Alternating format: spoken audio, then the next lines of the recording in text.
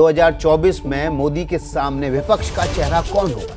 इसको लेकर कल पीएम मोदी ने नीतीश कुमार पर निशाना साधा था। आज नीतीश कुमार ने पलटवार किया है। प्रधानमंत्री मोदी ने भ्रष्टाचार को लेकर विपक्ष पर निशाना साधा था और इसी भ्रष्टाचार पर आज नीतीश कुमार ने पलटकर हमला बोला है। नीतीश कुमार ने बोला है, भ्रष्टाचार पर कोई भी कंप्रोमाइज नहीं होता, हम भ्रष्टाचारी को बर्दाश्त नहीं करते हैं।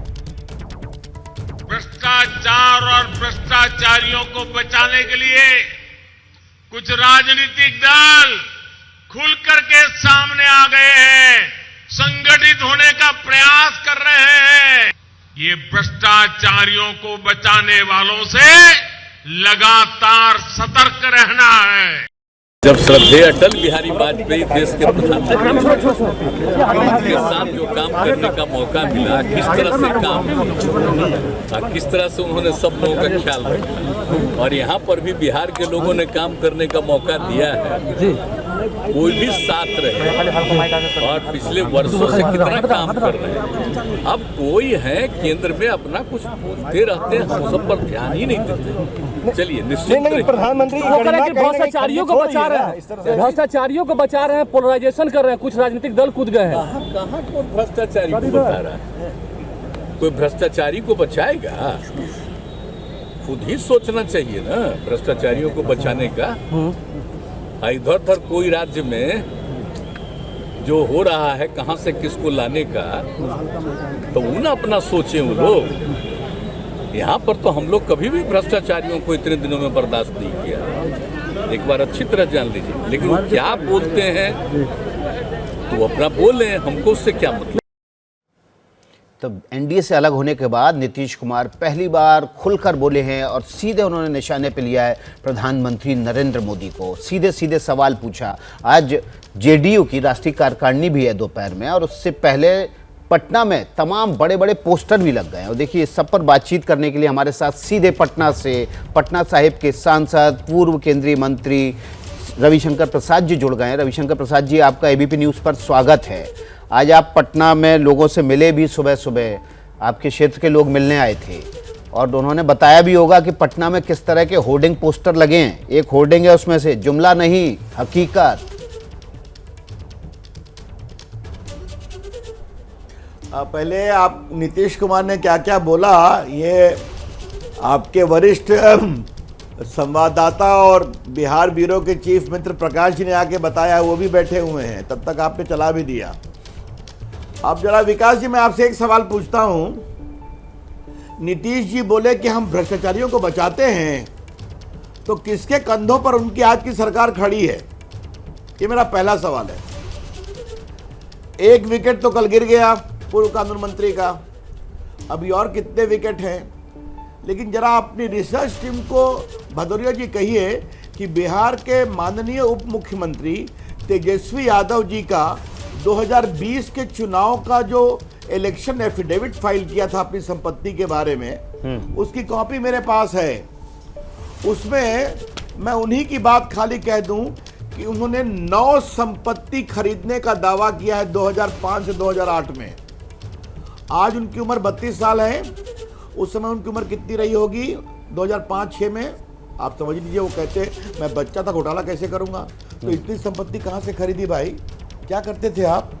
बाकी prevention of money laundering act, बाकी सब आरोप है। बाकी मंत्रियों पर कितने आरोप हैं उसकी चर्चा आप कर चुके हैं। तो नीतीश बाबू, आप तो भ्रष्टाचार और दागी लोगों के खंबे पर खड़े हैं और आप कहते हैं हम उनको बचाएंगे नहीं। आप तो उन्हीं के खंभों पर खड़े हैं ना। और मैं, अगर भाजपा ने गंभीरता से उठाया नहीं होता और आपके जितने न्यूज चैनल्स हैं उन लोगों ने हिम्मत से ये बात रखी नहीं होती। शंकर जी, बाकी न्यूज चैनल ने फॉलो किया था एबीपी न्यूज को और प्रकाश कुमार की रिपोर्ट थी, सबसे पहले हम ही ने सवाल उठाया था और कार्तिक कुमार को आखिरकार इस्तीफा देना पड़ा। लेकिन बड़ा सवाल ये है कि एक खंबा गिरा के नीतीश कुमार ने ये तो साफ कर दिया ना, उठाया था आपने, उठाया। नीतीश कुमार ने ये तो साफ कर दिया ना, भ्रष्टाचारियों को बर्दाश्त नहीं करेंगे, अपराधियों को बर्दाश्त नहीं करेंगे। अब आप इतने अनुभव पत्रकार हैं, क्या सवाल कर रहे हैं? उनका बेल रिजेक्ट होने जा रहा है, वो जेल जाएंगे, क्या करेंगे नीतीश कुमार? मैं फिर आपसे सवाल पूछ रहा हूं, आप किसी को मंत्री बनाते हैं तो पूरी तहकीकात करते हैं कि नहीं करते हैं? ये सब जग जाहिर है। 5 साल पहले उनका बेल रिजेक्ट हो गया। ये विषय दिल्ली से मैंने बहुत उठाया था कि हाईकोर्ट के आदेश के बावजूद वो जाके लोअर कोर्ट से ले आए स्टे। चलिए, उसकी चर्चा बहुत कर चुके हैं। लेकिन फिर मैं आपसे 2 सवाल और करना चाहता हूं। नीतीश बाबू ने लालू का साथ पहले क्यों छोड़ा था 95 में? चारा घोटाले में, याद है? हम लोग वकील थे, मैं वकील था उसमें, सुशील मोदी पिटिशनर थे, दूसरे में ललन सिंह पिटिशनर थे, याद है ना आपको जी? फिर चले गए 15 में साथ में, फिर 17 में क्यों छोड़ा? कि भ्रष्टाचार का जवाब नहीं मिल रहा है। तो आज जवाब मिल गया क्या? तो उनका ये सारा दावा जो है ना, क्षमा करिए, मैं बड़ी विनम्रता से कहूंगा, और आज उन्होंने बहुत तारीफ कर दी, अटल जी सबको साथ लेके चलते थे। तो भदौरिया जी, आज मैं एक सवाल आपके चैनल पर कर रहा हूं। जब माननीय प्रधानमंत्री नरेंद्र मोदी जी ने आपकी तुलना राम मनोहर लोहिया से की, जॉर्ज फर्नांडिस से की, और कहा नीतीश कुमार उस श्रेणी के नेता हैं, तब तो आपको बड़ी अच्छी बात लगी। आपने नीतीश कुमार जी ने हमारे प्रधानमंत्री का साधुवाद किया, और आज क्या क्या बोल रहे हैं। इसलिए यह अवसरवादी गठबंधन है, यह भ्रष्ट लोगों का गठबंधन है, जिसके 3 खंबे हैं, जो भ्रष्टाचार में सजायाफ्ता है, जो भ्रष्टाचार में आरोपित हैं, और जो भ्रष्टाचार को बचा रहे हैं। लेकिन रविशंकर जी, नीतीश कुमार साथ ही साथ ये भी कह दे रहे हैं कि भाई आप दूसरे राज्यों में क्या कर रहे हैं, कैसे आप विधायकों की विधायक पूरे समूह के समूह उठा के तोड़ के ले आते हैं और सरकारें बना लेते हैं, तो ये भ्रष्टाचार नहीं है क्या? मेरा जवाब बहुत सिंपल है। शिवसेना को हमने तोड़ा कि शिवसेना खुद टूटी, और उनके नेता चले गए, शरद पवार के साथ हिंदुत्व को छोड़ दिया, तो उनके अंदर तड़पन थी कि नहीं थी? और हमने कहाँ तोड़ा, मुझे बताइए। मध्य प्रदेश में जो 25 लोग निकले, उन्होंने इस्तीफा दिया कि नहीं दिया? इलेक्शन लड़े कि नहीं लड़े? देखिए, इस पर बहस करने के कई बिंदु आ सकते हैं, उसको छोड़िए। मोटी बात फिर मैं पूछ रहा हूं, नीतीश कुमार ने इतना बड़ा राजनीतिक भ्रष्टाचार क्यों किया है? पॉलिटिकल करप्शन, पॉलिटिकल इमोरालिटी, ये बहुत बड़ी बात है, इसको समझना चाहिए। इसलिए, और एक बार जरा बिहार की जनता का ईमानदारी से सर्वे कराइए भदौरिया जी, भेजिए अपने लोगों को। बिहार की मैं घूम के आया हूं 3-4 जिला, अभी बांका, भागलपुर, नौगछिया, सब घूम के मैं आया हूं। कितना लोगों में गुस्सा है उनके स्वयं की जमात में, ये देखिए इस गंभीर अवसरवादी भ्रष्ट गठबंधन के। लेकिन नीतीश कुमार तो कह रहे हैं कि आपने पीठ पे छुरा भोंका, आपने सरकार साथ में मिलके बनाने की, साथ में गठबंधन लड़ने की बात कही थी, लेकिन आप बीच में चिराग मॉडल ले आए और उसकी वजह से उनको जो ठेस पहुंची, तो सही समय का इंतजार किया और आपसे किनारा कर लिया। मेरा जवाब बहुत सिंपल है। चिराग मॉडल की वो बात करते हैं तो हमारा भी तो जवाब है कि हमारे 5-6 लोगों को हरवाने में जदयू के लोग थे। लेकिन मैं आपसे कहूंगा कि अगर उनको इतनी चिंता थी तो मोदी जी ने कहा कि वो बनेंगे मुख्यमंत्री। 43 सीट आई थी, हमारी उनसे लगभग दुगनी सीट थी, हम लोगों ने स्वीकार किया ना। आपको नहीं बनना था, आप 20 में नहीं बनते क्या? आपको मोदी जी या भाजपा जबरदस्ती राजभवन ले जा रही थी क्या शपथ लेने के लिए? और उसके लिए आपको 2 साल और 20 में सारी तारीफ ठीक ठाक। 1 मिनट सुनिए आप, एक में मुझे एक बात कर दीजिए। अब तो जग जाहिर है कि अमित शाह ने 1 दिन पहले बात किया और उन्होंने कहा सब ठीक है। उन्होंने स्पेसिफिक पूछा ललन सिंह की टिप्पणी के बारे में, तो उन्होंने कहा कि आपके यहाँ जो गिरिराज जी बोलते हैं, हमारे ललन सिंह बोलते हैं, सब ठीक है। अरे भाई, हमसे आप अलग हो रहे हैं तो ईमानदारी से बोल दीजिए ना। लेकिन बात तो रविशंकर जी आगे निकल जहाँ जाना। अब तो नीतीश कुमार आज जब होर्डिंग पोस्टर लगे उसमें लिखा है कि प्रदेश में किया है, देश में भी करेंगे, और अगले हफ्ते दिल्ली भी आ रहे हैं विपक्ष को इकट्ठा करने के लिए। कल आपने परसों देखा कि सीआर भी पहुंचे हुए थे पटना। तो अब तो लड़ाई सीधे 2024 की उसकी तैयारी शुरू कर दी नीतीश कुमार ने। देखिए, मैंने आपको पहले भी कहा था 2024 में कोई वैकेंसी नहीं है।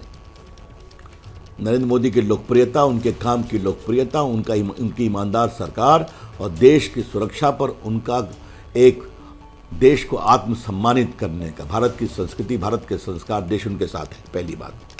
बाकी तो मैंने पहले कहा दिन में सपने देखने पर कहाँ आपत्ति है। लेकिन एक ही बात कहूँगा विकास भदौरिया जी कि अब देवेगौड़ा गुजराल का जमाना चला गया। अब ये देश स्थायित्व चाहता है और नीतीश कुमार ने वो काल देखा हुआ है। लेकिन फिर भी, और वो जो केसीआर साहब आए थे, वो खुद भी दावेदार हैं, उन्होंने ये नहीं कहा कि ये प्रधानमंत्री बनेंगे, हम इनको बनाएंगे, विचार करेंगे।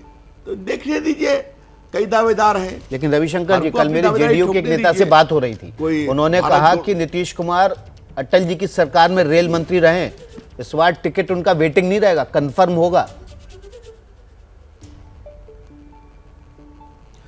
अरे भाई अजीब बात कर रहे हैं। आजकल वेटिंग लिस्ट जो है वो ऑनलाइन चलता है और ऑनलाइन ही कंफर्म होता है। वो लगता है पुराने ज़माने की बात कर रहे थे। तो अब देश की जनता ने ऑनलाइन नरेंद्र मोदी जी को 2024 में फिर प्रधानमंत्री बनाने को कंफर्म कर दिया है। ठीक है, तो आप वो सब छोड़ दीजिए, लोगों को बोलने दीजिए वेटिंग लिस्ट। देखिए, हम तो अभी आप हैं ना, 24 में बात करेंगे, छोड़ दीजिए, क्यों परेशानी है, अभी 24 में देरी है। अभी देखिए, और 24 तक ये सरकार जो अवसरवादी गठबंधन है वो कितना चल पाएगी और कितना डगमगाएगी, ये भी देखेंगे हम। क्या मजबूरी है मेरी, बताइए। मैं अभी आपको बताती हूँ कि मैंने ओए होए होए होए होए, नमकीन के चटकारे लेते हुए टकटकी मार के डिबेट शो को पॉज रिपीट कर कर के देख रहे हैं जोगिंदर जी। इनकी तरह आप भी देखें अपने फेवरेट डिबेट्स को रिपीट कर और डाउनलोड कीजिए एबीपी लाइव ऐप अपने स्मार्ट टीवी पर।